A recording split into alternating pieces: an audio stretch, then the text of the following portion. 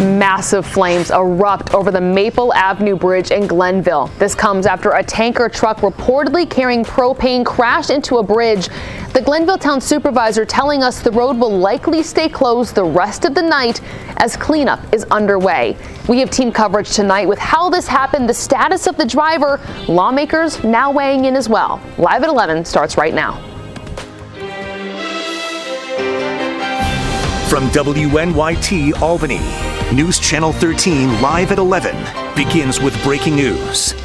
A massive explosion rocking the town of Glenville earlier tonight when a tanker truck reportedly carrying some type of fuel smashed into a bridge.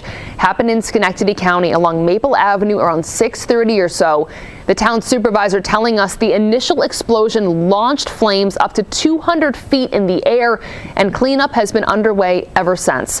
Taniqua Penix has been live at the scene for hours now. And Tia, you had a really good shot of that cleanup. What can you see now? That's right, Rachel. So they were spraying down the area. Now, if anyone was watching at 9, towards the end of 9, they stopped spraying. They just started it up and they stopped again. So it's a lot of moving pieces, a lot of different things happening, but crews are still on the scene.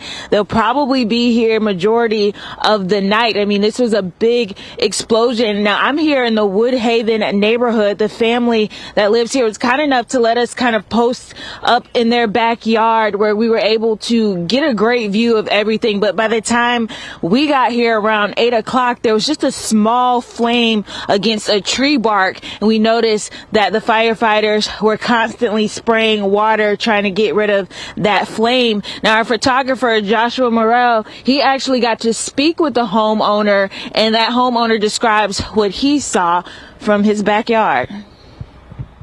There was a train going over the bridge, and also there was just a huge bang, and then explosion. Flames went 50 feet in the air, to the treetops. I watched a shockwave go across the yard and felt it hit the house, and the flames were just going until they got here and started. It was just an inferno. Unbelievable.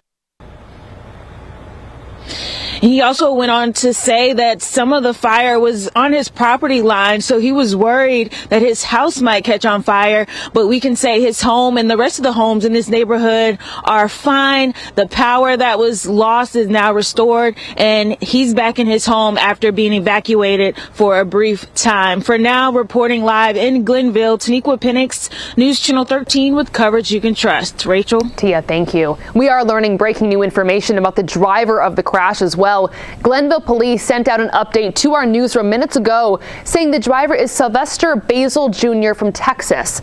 Police say he suffered severe burns to his hands and face. He was airlifted to the Westchester Burn Unit by LifeNet.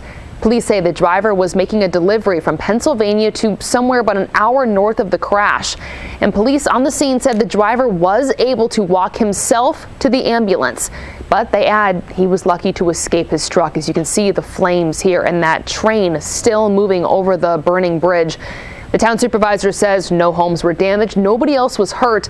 The flames, again, 200 feet in the air as it happened, and flames sustained at 50 feet during the burn. At the scene, we also spoke to a police officer who said this fire was especially difficult to fight. He said the explosion shook the entire neighborhood and they dealt with power outages earlier tonight. Most of those have been restored.